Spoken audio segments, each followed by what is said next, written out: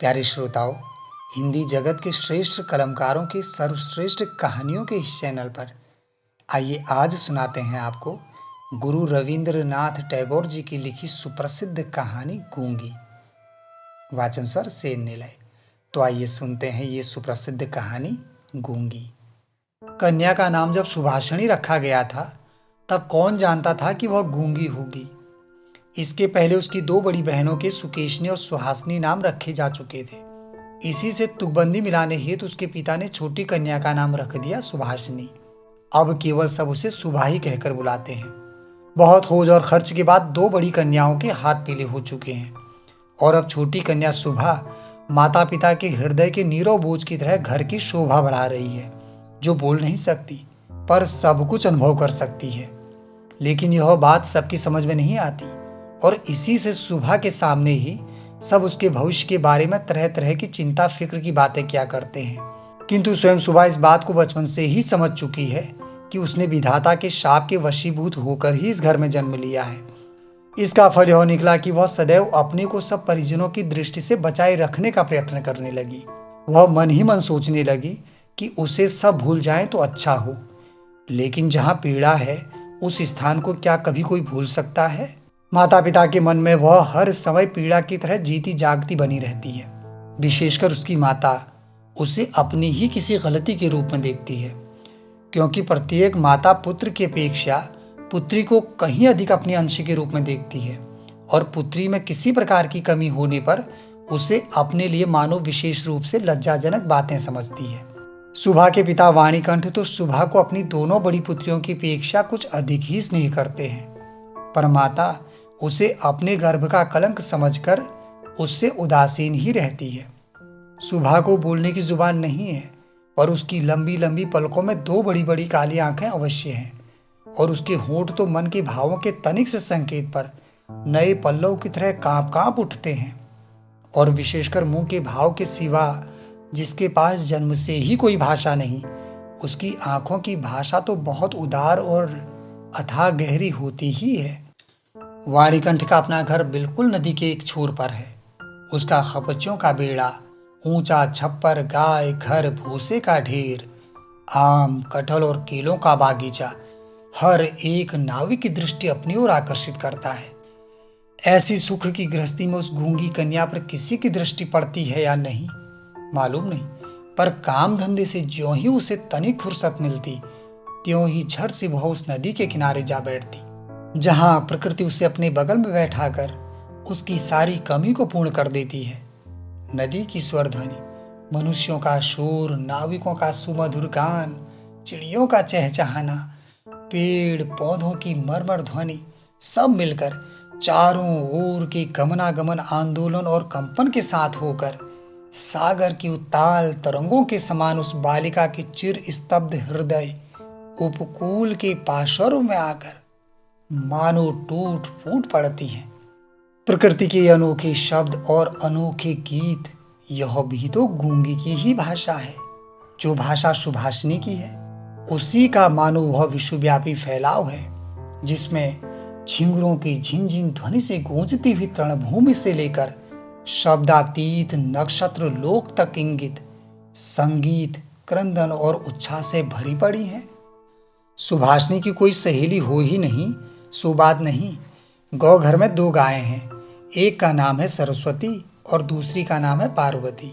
ये नाम सुभाषिनी के मुंह से उन गायों ने कभी भी नहीं सुने, परंतु वे उसके पैरों की मंथर गति को भली भांति पहचानती हैं। सुभाषिनी का बिना बातों का एक ऐसा करुण स्वर है जिसका अर्थ वे भाषा की अपेक्षा कहीं अधिक सरलता से समझ जाती हैं। वह कभी उन पर लाड़ करती, कभी डांटती और कभी प्रार्थना का भाव दर्शाकर उन्हें मनाती, और इन बातों को उसकी सारो और पारो इंसान से कहीं अधिक और भली भांति समझ जाती हैं। सुभाषिनी गौघर में घुसकर अपनी दोनों बाहों से जब सारो की गर्दन पकड़कर उसके कान के पास अपनी कनपट्टी रगड़ती है, तब पारो स्नेह की दृष्टि से उसकी ओर निहारती हुई उसके शरीर को चाटने लगती है।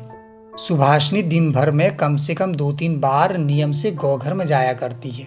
घर में जिस दिन वह कोई सख्त बात सुनती है, उस दिन उसका समय अपनी गूंगी सखियों के पास ही बीतता है।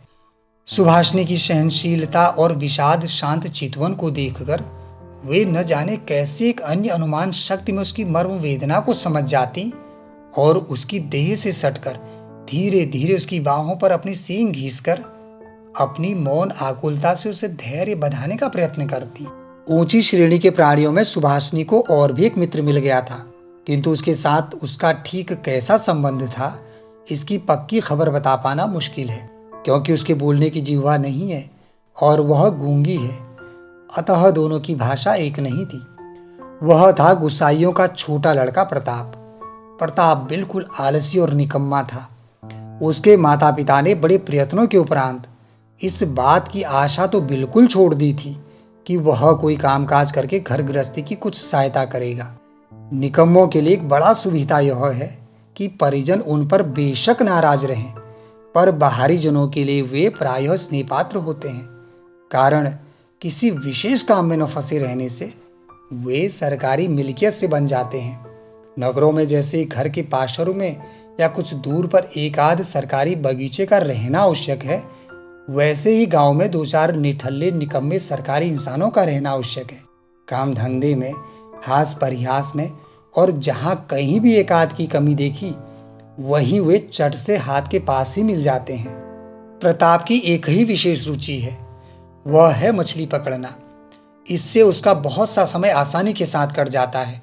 तीसरे पहर सरिता के तीर पर बहुधा वह इस काम में तल्लीन दिखाई देता है और इसी बहाने सुभाषिनी से उसकी भेंट भी हुआ करती है।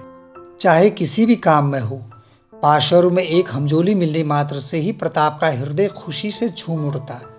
मछली के शिकार में मौन साथी ही सबसे श्रेयस्कर माना जाता है। अतः प्रताप सुभाषिनी की खूबी को अच्छी तरह से जानता है और कद्र भी करता है। यही कारण है कि और सब तो सुभाषिनी को सुभा कहते हैं, किंतु प्रताप उसमें और भी स्नेह भरकर सुभा को सु कहकर पुकारता है। सुभाषिनी इमली के वृक्ष के नीचे बैठी रहती और प्रताप पास ही जमीन पर बैठा हुआ सरिता जल में कांटा डालकर उसी की ओर निहारता रहता। प्रताप के लिए उसकी ओर से हर रोज एक पान का बीड़ा बंधा हुआ था और उसे वह स्वयं अपने हाथों से लगा कर लाती, और शायद बहुत देर तक बैठे बैठे देखते देखते उसकी इच्छा होती कि वह प्रताप की कोई विशेष सहायता करे, उसके किसी काम में सहारा दे।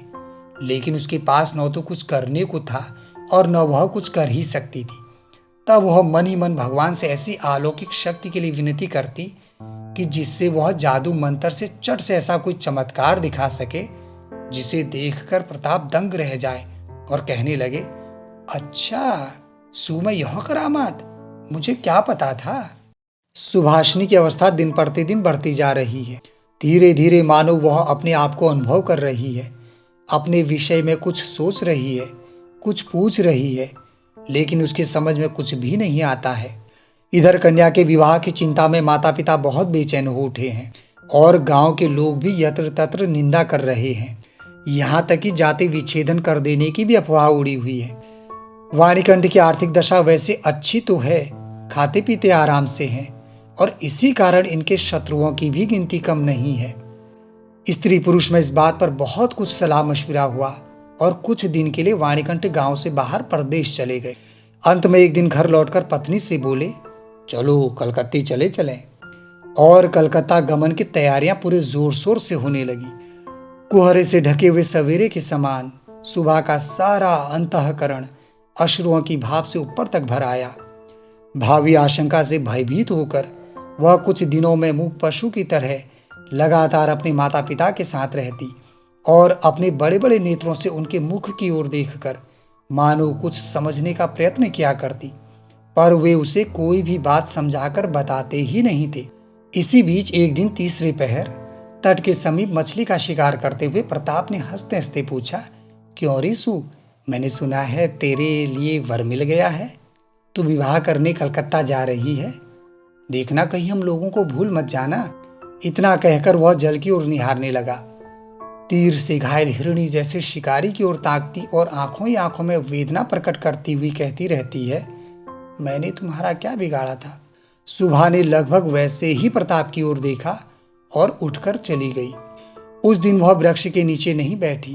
वाणिकंठ जब बिस्तर से उठकर धूम्रपान कर रहे थे सुबह उनके चरणों के पास बैठकर उनके मुख की ओर देखती हुई रोने लगी। अंत में बेटी को ढांढस और सांत्वना देते हुए पिता के सूखे हुए कपोलों पर अश्रु की 2 बूंदें ढुलक पड़ी। कल कलकत्ता जाने का शुभ मुहूर्त है। सुबह ग्वाल घर में अपनी चिर संगनियों से विदा लेने के लिए गई। उन्हें अपनी हाथ से खिलाकर गले में बाहर डालकर वह अपनी दोनों आंखों से खूब जी भर के उनसे बातें करने लगी। उसके दोनों नेत्र अश्रुओं के बांध को न रोक सके। उस दिन शुक्ला द्वादशी की रात थी। सुबह अपनी कोठरी में से निकलकर उसी जाने पहचाने सरिता तट के कच्चे घाट के पास घास पर औंधी लेट गई, मानो वह अपनी और अपनी गूंगी जाति की पृथ्वी माता से अपनी दोनों बाहों को लिपटाकर कहना चाहती है, तू मुझे कहीं के लिए मत विदा कर माँ, मेरे समान तू मुझे अपनी बाहों से पकड़े रख माँ, मुझे कहीं विदा मत कर माँ। और फिर अगले दिन कलकत्ते के किराए के मकान में सुबह की माता ने उसे वस्त्रों से खूब सजा दिया, कसकर उसका जोड़ा बांध दिया, उसमें जरी का सुंदर लाल फीता लपेट दिया। सुबह के दोनों नेत्र अश्रुओं से गीले थे। एक लड़का कई मित्रों के साथ कन्या को देखने के लिए आया। कन्या के माता पिता चिंतित, शंकित और भयभीत थे, मानो देवता स्वयं अपनी बलि के पशुओं को देखने आए हों। अंदर से डांट फटकार लगाकर मां ने कन्या के अश्रुओं की धार को और भी तीव्र रूप देकर उसे निरीक्षकों के सम्मुख भेज दिया। निरीक्षकों ने बहुत देर तक देखने के उपरांत कहा, ऐसी कोई बुरी भी नहीं है। विशेषकर कन्या के अश्रुओं को देखकर वे समझ गए कि इसके हृदय में कुछ दर्द भी है। और फिर हिसाब लगाकर देखा कि जो हृदय माता पिता के विछोह की बात सोचकर इस प्रकार द्रवित हो रहा है, अंत में कल वह उन्हीं के काम ही आएगा। सीप के मोती के समान कन्या के आंसुओं की बूंदें उसका मूल्य बढ़ाने लगी। उसकी ओर से और किसी को कुछ कहना ही नहीं पड़ा और खूब अच्छे शुभ मुहूर्त में सुबह का विवाह संस्कार हो गया। सुबह का पति पछां की ओर नौकरी करता है। विवाह के उपरांत शीघ्र ही वह पत्नी को लेकर नौकरी पर चला गया। 1 सप्ताह के अंदर ससुराल के सब लोग समझ गए कि बहू गूंगी है, पर इतना किसी ने न समझा कि इसमें उसका अपना कोई दोष नहीं। उसने किसी के साथ विश्वासघात नहीं किया है। उसके दोनों नेत्रों ने सभी बातें कह दी थी, किंतु कोई उसे समझ न सका। अब वह चारों ओर निहारती रहती है। उसे अपने मन की बात कहने की भाषा नहीं मिलती। जो गूंगे की भाषा समझते थे, उसके जन्म से परिचित थे, वे चेहरे उसे यहां दिखाई नहीं देते। कन्या के गहरे शांत अंतःकरण में असीम अव्यक्त क्रंदन ध्वनित हो उठा और सृष्टिकर्ता के सिवा और कोई उसे सुन ही न सका। उम्मीद है आप सभी श्रोताओं को ये कहानी अच्छी लगी होगी। फिर मिलते हैं एक नई कहानी के साथ। नमस्कार।